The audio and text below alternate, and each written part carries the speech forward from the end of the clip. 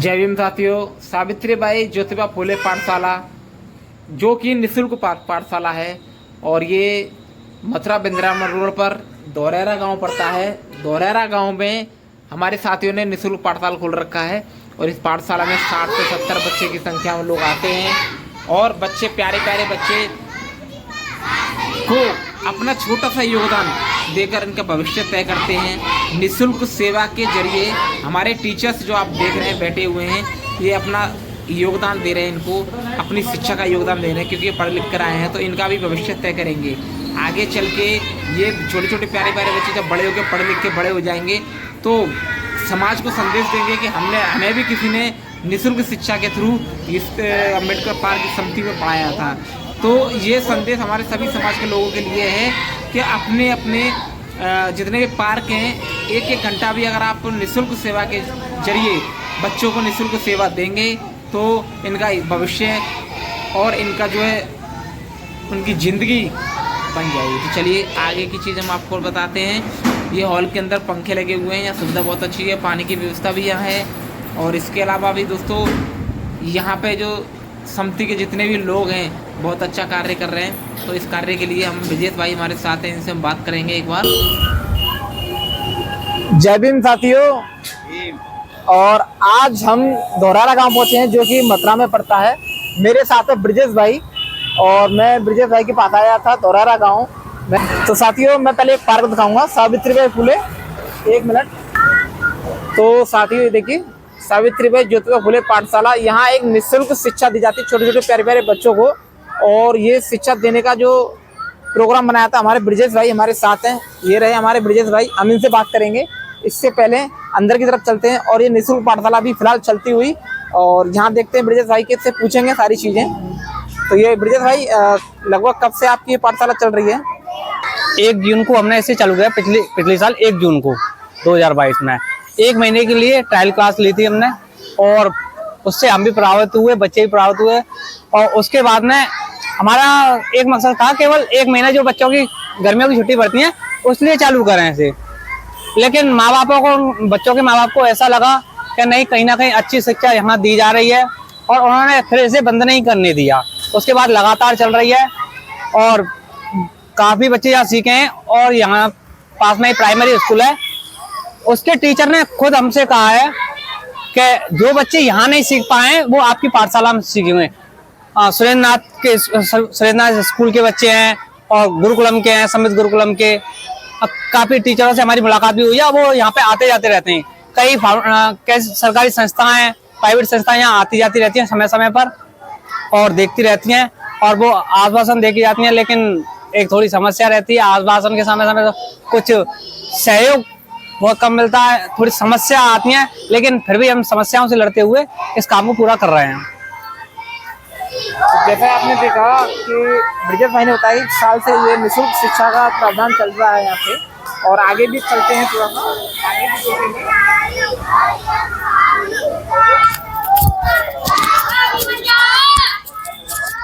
तो साथियों आगे भी देखेंगे कि यहाँ भी कुछ बच्चे पढ़ रहे हैं। तो हम ब्रिजेश भाई से पूछना चाहेंगे, ब्रिजेश भाई लगभग कितने बच्चे होंगे आपके पास? फिलहाल कितने बच्चे होंगे? 2-3 दिन से बच्चे कुछ कम आ रहे हैं, वैसे 80 प्लस बच्चे हैं। 80 प्लस बच्चे हैं, अभी 50 से 60 यहाँ पे होंगे। तो देखिए दोस्तों अभी बच्चों की छुट्टी हो चुकी है और बच्चे टाइम हो चुका 6:30 बज चुके हैं। तो ये कितने घंटे तक ब्रिजेश भाई रहता है आपका क्लासेस का? सर 5 बजे बच्चों को बुलाते हैं, 5 से 5:15 बजे तक आए, 5:15 बजे लगभग स्टार्ट हो जाती है और 6:30 पौने 7 तक क्लास हमारी चलती है। तो ये निःशुल्क सेवा देने का आपको मन में किस तरीके से विचार आया कि बच्चों को निःशुल्क पढ़ाना है, निःशुल्क सेवा देनी है? और हम जानेंगे कि इस निःशुल्क सेवा के दौरान क्या आपको कोई बाहर से मदद मिलती है? सर ऐसा हुआ, मैं काफ़ी समय से एक सोशल एक्टिविस्ट रहा, विभिन्न पदों पर और समाज में काम करने वाले लोगों के साथ मैंने काम किया है। बहुजन महापुरुषों के बारे में पढ़ा है। डॉक्टर अम्बेडकर की कई किताबों से मैं प्रभावित हुआ। उन्होंने बस एक बात जरूर कही थी हमसे, शिक्षित बनो, हर हालत में शिक्षित बनो, एक रोटी कम खाओ लेकिन अपने बच्चों को जरूर पढ़ाओ। इस बात से प्रभावित होते हुए मैंने सभी गांव के बच्चों को अपना बच्चा माना और इसलिए मैंने बच्चों को निःशुल्क शिक्षा देने का काम किया। बहुत बढ़िया, बहुत अच्छा। और हम आपके पार्क के बारे में और जानना चाहेंगे आगे। ये पानी की टंकी आपकी चालू है? नहीं सर, ये बंद है। ये काफी टाइम पहले बनी थी, लेकिन इसमें पानी की समस्या, मतलब पानी कभी आया ही नहीं। आगे आपने किसी को बोला कि पानी के लिए? पार्षद हो गए 2 बार। अभी मैं लगभग 4-5 दिन पहले ही मैं पार्षद जी के पास होके आया हूँ। वो कह रहे हैं अभी मेरा काम चालू नहीं हुआ है, जैसे ही मेरा पैसा आना चालू हो जाएगा, मेरा कोर्स आना चालू होगा, मैं आपकी व्यवस्था करूँगा। चलिए, ये पानी की टंकी है। वैसे इस अम्बेडकर पार्क में दौरारा गांव पड़ता है। यहाँ पे मैंने देखा बड़ा खूबसूरत। और यहाँ मैं एक चीज़ आपको बता दूँ, बहुत अच्छे से साफ सफाई हो रखी है। और बच्चे जो निःशुल्क सेवा लेते हैं, यहाँ पे पढ़ाई करते हैं, 50 से 60 बच्चे फिलहाल इन्होंने बता रखे हैं, इतने बच्चे इनके पास अवेलेबल हैं। तो डॉक्टर भीमराव अम्बेडकर जी की प्रतिमा के पास हम चलेंगे एक बार, और हम ब्रिजेश भाई से जानेंगे। ब्रिजेश भाई, जैसे हमने बहुत जगह देखा है कि ऊपर में छत बनी रहती है, और ये स्टील की छतरी बनवाई है, इसमें कितना खर्चा आया और किसका सहयोग ज़्यादा रहा इसमें, और ये विचार जो है छतरी लगवाने का किस तरीके से पैदा हुआ? वैसे मैं डॉक्टर बी आर अम्बेडकर जन कल्याण समिति से उपाध्यक्ष हूँ। उसी के द्वारा संचालित माता सावित्री फुले ज्योतिबा फुले पाठशाला है। तो जब उपाध्यक्ष मैं था और वर्तमान में भी हूँ, तो हर महीने 100 रुपये कलेक्शन हम अपने लोगों से करते थे। मतलब जो संस्था के सभी सदस्य थे, 100 रुपये 10-12 महीने का पैसा इकट्ठा हुआ। उसी के द्वारा जो पैसा हमारे हुआ, उससे अपने फिर रेलिंग लगवाने का सोचा, और फिर उसके रेलिंग को देखते हुए लोगों के थोड़े मन में और भाव आया। कुछ पैसे हम लोगों ने किए, कुछ गांव से भी आए, ऐसे करके इस दोनों काम पूरे हो पाए। बहुत अच्छा। देखिए, काफ़ी ज़्यादा खूबसूरत जो है लग रहा है हमें। ये चबूतरा भी इन्होंने बड़े अच्छे ढंग से बना रखा है। प्रतिमा जो है काफ़ी खूबसूरत लगी हुई है, और प्रतिमा के ऊपर स्टील की जो छतरी लगी हुई है वो भी काफ़ी खूबसूरत लगी हुई है। थोड़ा हम आगे चल के फ्रंट पे गेट को खोलकर देखेंगे।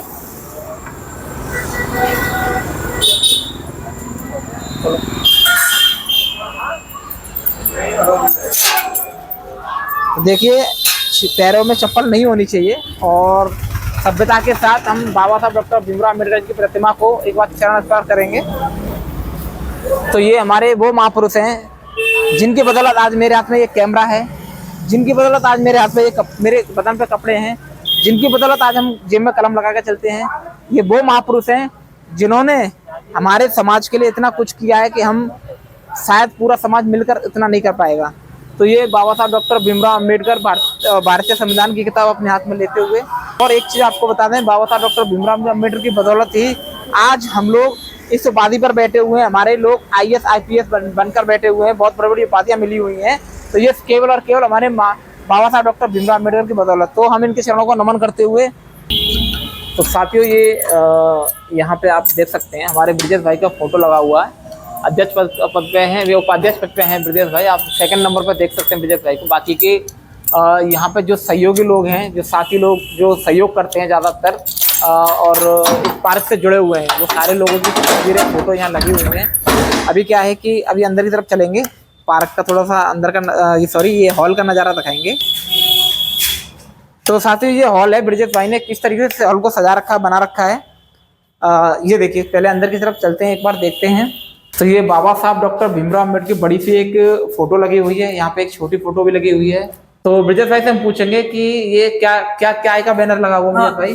सर, ये डॉक्टर अम्बेडकर जन्मोत्सव पर जो पैसा आया था इस बार, उसका पूरा मैन्युफैक्चर है। और ये दानदाताओं का है, जो हम अब तक हमारे पास में जो आया है, जैसे पूरन सिंह है, PMB वाले प्रधानाचार्य जी, उनकी तरफ से कई बार राजेश कुमार राठौर जी, पत्रकार जी, वो 500 एक बार दे के गए थे उस समय जब पाठशाला चालू हुई थी। फिर राज्यपाल आईडी, फिर 1000 रुपये और उन्होंने दिए। विनय कुमार सागर, ये एक कंपनी में है, उन्होंने 2000 ये टेबल दी थी, एक टेबल दी थी। रामवीर सिंह वीडियो साहब यहाँ 5000 रुपये का दान करके गए हैं। संजय ऑटो वालों 500 रुपये। ऐसा है, मतलब काफी लोग हैं, मदद भी करते हैं, लेकिन टांग खिंचाई ज्यादा होती है। लेकिन हमारे लोग जैसे समिति में जितने लोग हैं, उन्होंने कभी बुरा नहीं माना, ना वो किसी से डरते हैं, अपना काम तत्पर करते रहते हैं। देखिए, ये बहुत अच्छी बात है कि दानदाताओं के नाम इन्होंने लिख रखे हैं, और इससे क्या है ना, उत्साह बढ़ता है। अभी दानदाता लोग आते हैं और यहाँ पे कुछ भी दान देकर जाते हैं, तो उनका जो नाम बाकायदा लिखा जाता है, ये बहुत अच्छी बात है। और इस बार 2023 यानी 2023 में 14 अप्रैल जो बनाई गई थी, उसमें जो जितना भी कलेक्शन हुआ था उस कलेक्शन का हिसाब से इनको इन्होंने नाम रख रखे हैं सबके। ये बहुत अच्छी बात है, ब्रिजेश भाई ने ये इस तरीके से बैनर लगा के, और ये होना भी चाहिए प्रत्येक, मैं तो बोलता हूँ प्रत्येक जो अम्बेडकर पार्क होते हैं वहाँ पे जो सहयोग राशि मिलती है लोगों को, वो सहयोग राशि इसी प्रकार जो है दर्शाई जाए। तो साथियों ये देखिए ये रजिस्टर हैं, तो छोटे छोटे प्यारे प्यारे जो बच्चे यहाँ पढ़ने के लिए आते हैं, जो कि निःशुल्क सेवा दे रखी है, फिर भी उन्होंने रजिस्टर जो मेंटेन कर रखे हैं कक्षा 1 से 2 तक, ये रजिस्टर मेंटेन कर रखे हैं। आप देख रहे हैं इसमें हाजिरी वगैरह लगती है, कौन बच्चा कब आया, एब्सेंट हुआ या प्रेजेंट हुआ, ये सारी चीज़ें यहाँ पे रखी हुई हैं। अब आप देख सकते हैं ये है आपका पहली से दूसरी क्लास तक, और दूसरी से तीसरी से चौथी क्लास तक, 5वीं 6वीं और 6वीं से 7वीं 8वीं तक, ये जो है इतनी क्लासेस यानी कि 8वीं क्लास तक के बच्चों को पढ़ाते हैं, निःशुल्क सेवा देने का काम करते हैं। और इससे हमारे समाज को बहुत बड़ा, छोटे बच्चों की, और ये छोटे बच्चों के लिए बुक्स वगैरह भी ये देते हैं और पढ़ाते भी हैं। तो ये सारी चीज़ें बहुत अच्छा लगा। ये जो बुक्स हैं ना, तो हमारे जितने भी बहुजन समाज के महापुरुष हैं सबके फोटोज आपको मिलेंगे। तो ये इस तरीके से बुक्स में सिखाया जाता है छोटे छोटे प्यारे प्यारे बच्चों को, छोटा बड़ा के साथ साथ बहुजन समाज के नाम जो होते हैं, बहुजन समाज के जितने भी हमारे महापुरुष हैं उन सबके नाम इसमें दर्शाए गए हैं और फोटो के साथ। तो इस प्रकार हमारे जो साथी हैं, हमारे भाई ब्रिजेश भाई इतना बड़ा योगदान जो कर रहे हैं बच्चों के प्रति, बहुत अच्छी बात है। रजिस्टर मेंटेन करने के साथ साथ छोटे छोटे बच्चों को स्कूल के बैग भी फ्री देते हैं। तो ब्रिजेश भाई से जानेंगे और क्या देते हैं ब्रिजेश भाई। सर बच्चों के लिए पेंसिल, रबर, कटर वगैरह जो भी खत्म हो जाता है सब यहीं से अवेलेबल कराते हैं। देखिए ये बहुत अच्छी बात है, रबड़ पेंसिल जो भी अगर बच्चों के पास नहीं होती, अपने घर से नहीं ला पाते, तो ब्रिजेश भाई खुद यहाँ से स्वयं बच्चों को देते हैं। जिसके पास बैग नहीं होता, फटे बैग होते हैं, किसी कारण फट जाता है बैग या माँ बाप नहीं दिला पाते, तो बैग भी यहाँ पे उपलब्ध है और रजिस्टर मेंटेन होता है। प्लस किताब अगर जरूरत होती है किसी बच्चे को देने के लिए तो किताब भी वो देते हैं। तो ब्रिजेश भाई ने ये जो जिम्मा जो उठाया है बहुत अच्छा जिम्मा उठाया ब्रिजेश भाई। तो इसके लिए हम ब्रिजेश भाई से पूछेंगे, ब्रिजेश भाई समाज के लिए क्या मैसेज देना चाहते हैं आप। सर समाज के लिए यही मैसेज, और पहले नंबर तो ये है कि ये मेरे अकेला का जिम्मा नहीं है, यहाँ पूरी समिति जो है डॉक्टर बी आर अम्बेडकर जन कल्याण समिति के नाम से है, उन सभी का लोगों का बहुत सहयोग रहा है और हमेशा रहेगा। उन्हीं के सभी के कारण ये हो पाया है, सबने मिलकर सोचा, सबने एक एक कदम आगे बढ़ाया, तभी कदम हम लोगों को एक हो पाए। और हमारा एक ही मैसेज है कि डॉक्टर अम्बेडकर ने एक समाज को एक रास्ता बताया था, शिक्षित बनो, अपने एक रोटी कम खाओ लेकिन अपने बच्चों को पढ़ाओ। उसी से प्रभावित होकर हम पूरी समिति ने सभी बच्चों को अपना बच्चा माना और उन्हें पढ़ाने का, निःशुल्क पढ़ाने का जिम्मा उठाया। बहुत अच्छा। तो इसी तरीके का जिम्मा अगर हमारे समाज के कुछ लोग उठाते रहे, कुछ यानी कि अगर छोटे छोटे प्यारे प्यारे बच्चों को निःशुल्क पढ़ाते रहे, 50-60 बच्चों को ये पढ़ा रहे हैं और अपनी जेब से खर्चा भी कर रहे हैं, तो ये बच्चों के शिक्षा के साथ साथ बच्चों का भविष्य भी तय कर रहे हैं। तो हम अपने समाज को यही बोलना चाहेंगे, और ये ब्रिजेश भाई की तरफ से संदेश भी है कि अपने समाज में जितना हो सकता है जागरूक होकर अपने समाज को आगे ले जाने की कोशिश करें। तो चलिए दोस्तों, आज की जो वीडियो है मैं यही समाप्त करता हूँ ब्रिजेश भाई के साथ। तो मिलता हूँ आपसे किसी नई वीडियो में, तब तक के लिए जय भीम, नमो बुद्धाय।